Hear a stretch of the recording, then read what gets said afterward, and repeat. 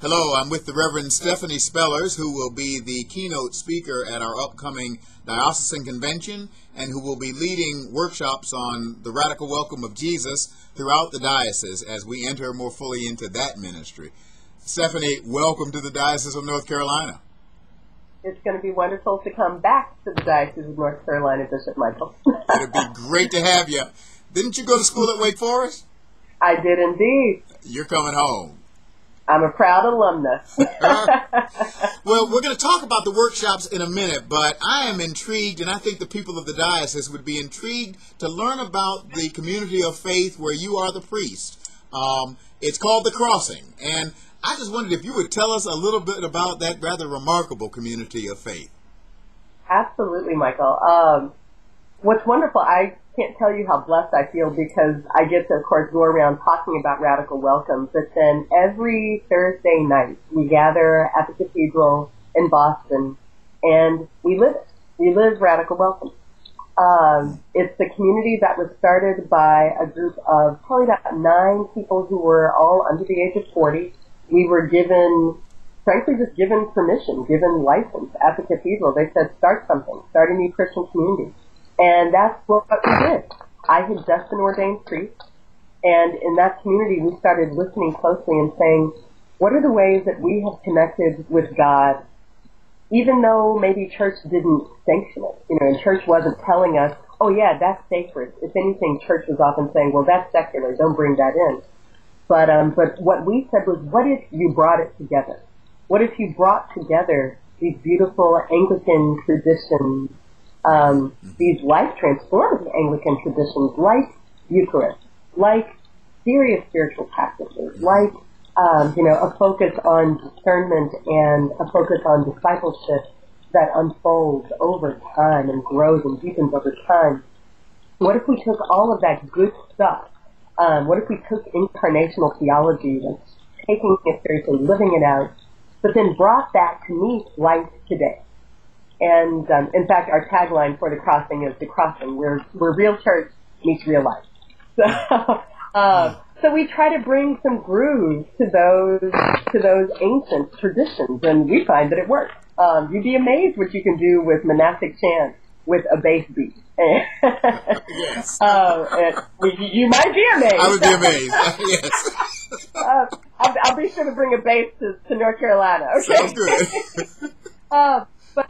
But you'd be amazed what happens when lay people are literally unleashed on the gospel. At the crossing, lay people do most of the preaching.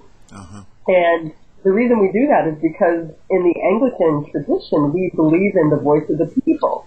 The ministry of all the believers. So, the ministry of the baptized. So our thing is, we'll then take that tradition to its logical conclusion and trust the people with the word.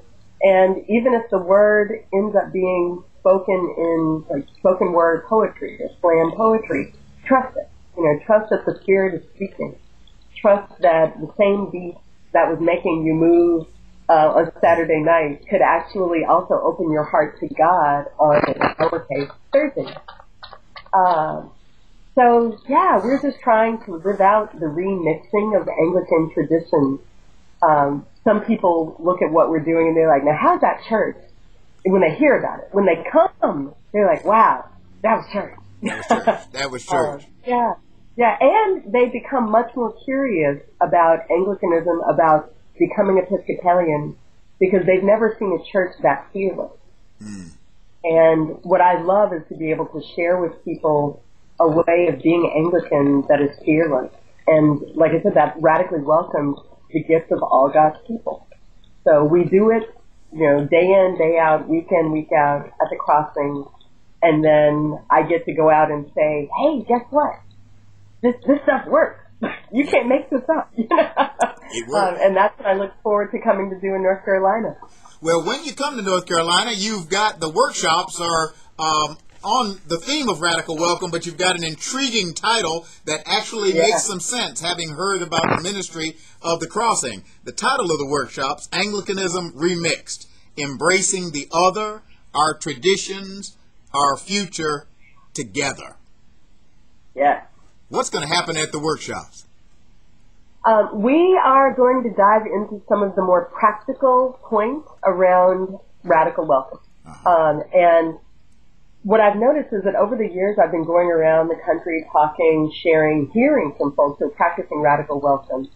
And the thing that they bring up most often is we love the idea of embracing the other. You know, like that's the core of radical welcome. You know, Jesus' ministry is embracing the gift, the power, the voice, the witness of those who have usually been marginalized. Mm-hmm. So a lot of folks like that idea. What they're afraid of is losing what it means to be Anglican, mm-hmm. losing what it means to be Episcopal, losing, you know, a lot of us came as converts into this church. A lot of us have stayed in it even as others might have left. And so it's our heart. We don't just want to throw this thing out. This is a good, beautiful way into the heart of God. Mm-hmm. And it's a beautiful way into the heart of God, and we want to share that. So what I've begun to do is to help congregations, to help communities say, so how do you listen to your context, but also listen to your tradition? How do you not see this as an either-or? How do we make sure that folks know that they can love the prayer book, but that they can remix it? They can love the 82 hymnal, but they can remix it.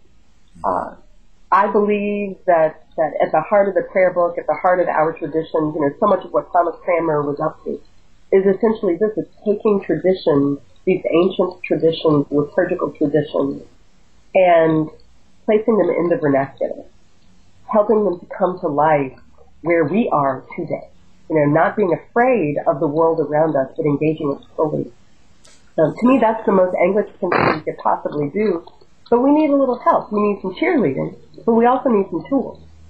So I'll be sharing tools from community organizing. It's what I was trained in before I was a priest. Mm-hmm. Helping communities to figure out how do we do these one-to-one meetings and house meetings and concrete gatherings where we learn about what folks outside of church are yearning for, and how do we listen to our traditions and then begin to bring those worlds together, again, fearlessly.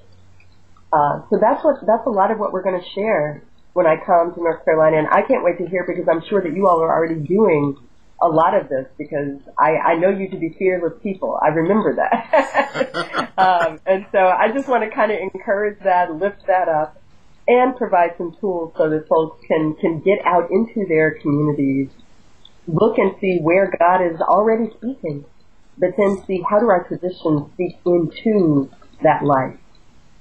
I can't wait to see what you all birth as we do that together. Well, Stephanie, we can't wait to have you. You bring together one who both teaches and one who does.